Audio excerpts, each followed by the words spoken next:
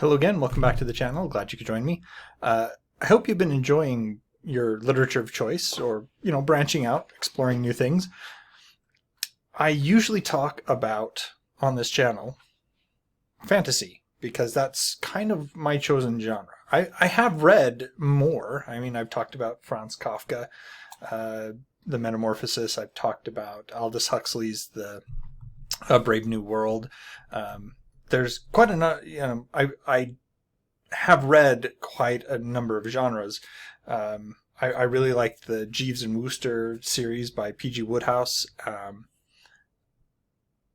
And so I do branch out, and I have branched out this time.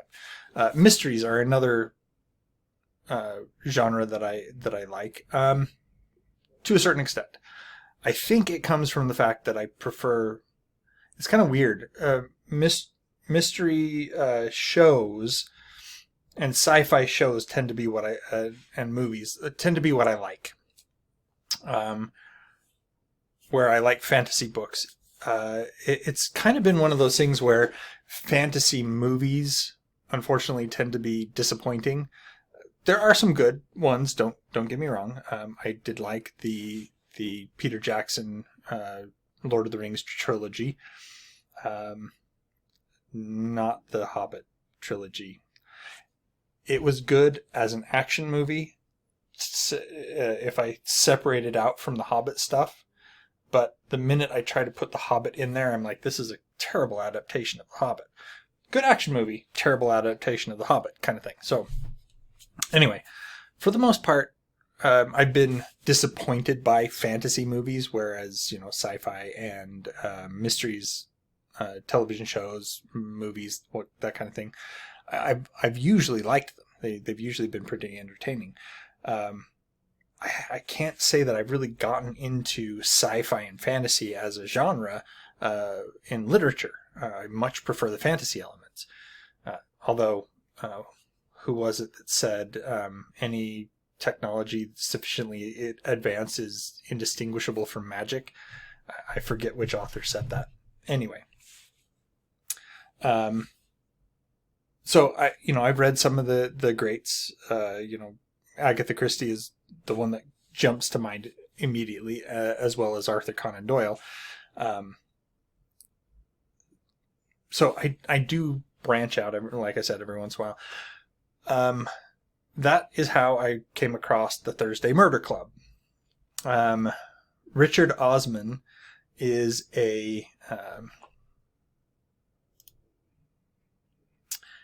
comedian and television presenter in England. I can't remember what I first saw him on, but the most recent thing I saw him on was Pointless. It's an English game show where you try to give an answer that has 0 points attached to it. And he's one of the presenters for the show. He's not the actual host. He sits off to the side, and he's the one that knows all the answers and stuff. Anyway, apparently he wrote this in secret. He had visited a retirement village in England, and he got the idea for this book. And so he took 18 months to write this book and then publish it. Apparently there were 10 publishers that were vying for this book, and it was finally published by Penguin Random House. And it sold 45,000 copies in the first 3 days on sale. Anyway, I can't tell you how I came across this off the top of my head, but like I said, I'd heard of Richard Osman, and possibly I was looking at stuff that he had done, and it said, oh, by the way, he's also written this book called The Thursday Murder Club. And so I thought, that's interesting.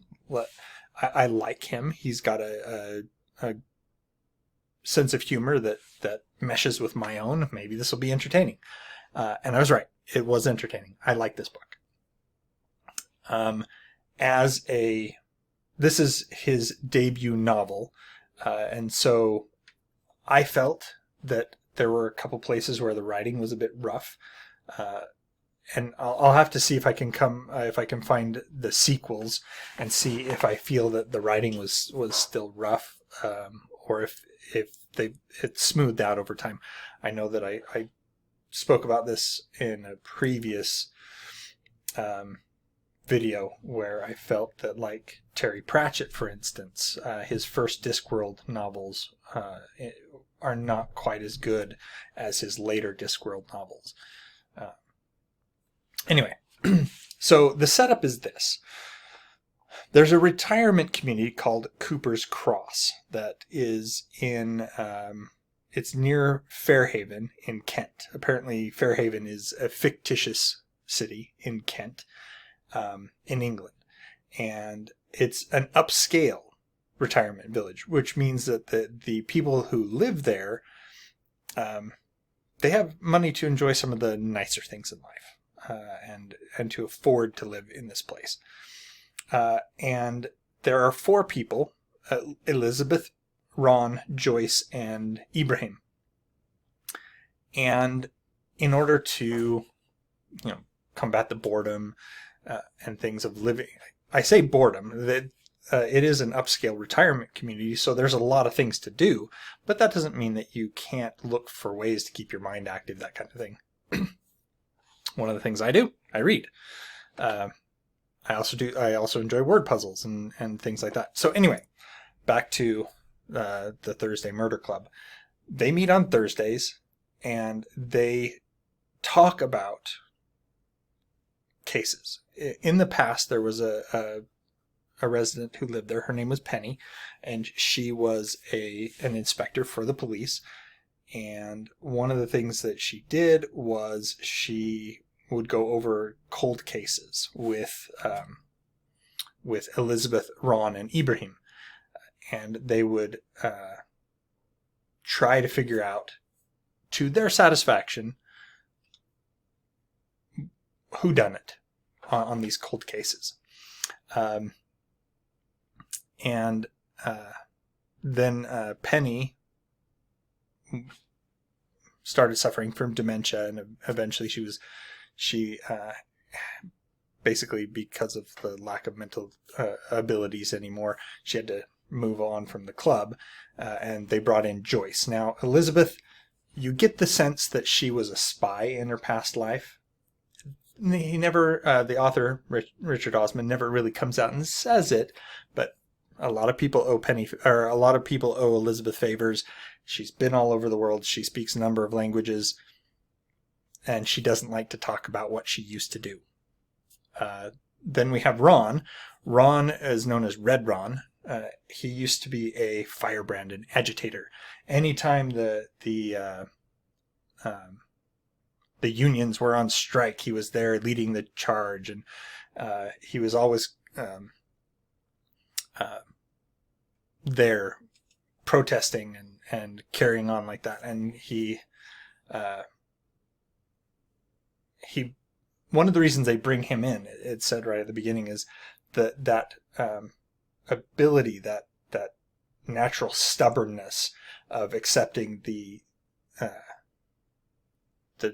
party line kind of, and party line's not really the word I'm looking for here, but basically that he's rejecting the mainstream narrative kind of thing. So he's looking at these police files and he's saying, oh, maybe this cop isn't telling the truth in this report. Then Ibrahim, he used to be a very successful psychiatrist, I think is the right word. So he used to see patients, and he actually has patients who still come to see him because of how good he was, even after he's retired. And then Joyce is brought in later. Joyce used to be a nurse, and it's kind of the funny thing that started this. They had the 3 of them, and they needed another person to give them an opinion on some stab wounds. And they turned to Joyce and said, "Hey, Joyce, you were a nurse. You might know about this stuff." And so she gets embroiled in the Thursday Murder Club. The nice thing about Joyce is she's like the person you wish your grandmother was, if she wasn't like this anyway. If your grandmother was like this, my grandmother was a very sweet and busy lady, always trying to do things for other people. And this, that's Joyce. She's always trying to smooth things over. She's always trying to be the peacemaker. And everybody loves Joyce kind of situation. So anyway, they're living in this retirement community. And the developer for the retirement community comes to them one day with his builder. And he says, look, here's the situation. I'm going to expand this community. And Ron protests as always because, he doesn't like what the developer is doing. And this original village was built on a convent. So Catholic nuns used to be in the area. The convent later closed its doors because all of the sisters passed away. They had a cemetery on the grounds where the sisters were buried, and nobody wants to see the cemetery dug up. Outside of this conference they noticed three of them, Ron, his son, and Joyce, noticed that the builder is having an issue with with the developer. They're having an argument, although they're trying to keep it low key. And later, the builder turns up dead. And so these four friends who up until now have been investigating cold cases, they suddenly find that they have a hot case on their hands. And so they bring their considerable talents and intellects to bear on trying to figure out who killed the builder and why. And not only that, you then have more things that are going on top of that. More red herrings, more obfuscations, and things that get thrown in the mix to try to give you a good story to follow. I found myself chuckling at certain points in the narrative. I can't say that the resolution completely won me over as far as the resolution goes, and so that's another knock on the Thursday Murder Club. But I found myself thinking, boy, if this was a television series, I would totally watch it. I'm like, where is the person that's optioned the rights to turn this into a television series? And lo and behold, there is a movie coming out. It's called The Thursday Murder Club. Surprise, surprise. It stars Helen Mirren, Pierce Brosnan, Ben Kingsley, and Celia Imrie as the four main members of the club. And David Tennant is also going to be in it. It's produced by Netflix, and as far as I know, according to what I've read here online, principal photography was finished on September 11th, 2024. So it should be releasing pretty soon on Netflix. So there you go. Somebody totally read my mind on this one. I would love to see this. This is, to me, a reason to keep the Netflix subscription. Anyway, Thursday Murder Club. Let me know what you thought of it. Like, share, subscribe, all that other stuff. Let me know what your thoughts were on the Thursday Murder Club. Do you feel that it was a rough, like I felt it was, this being a debut novel, or did you not find it that way? And it could be that I felt that it was a rough because of the switching between perspectives sometimes that were done between chapters. That is something that can happen sometimes when you're reading a book that switches between perspectives. Anyway, I hope that the movie lives up to the book, and I don't come away disappointed. It was fun to read, and it has some really, really good actors that are going to be in the movie. So that's it for today. As I said, let me know what you thought of the Thursday Murder Club. If you've read it, if you're looking forward to it, that kind of thing. And that's it for today. Until next time, enjoy what you're reading.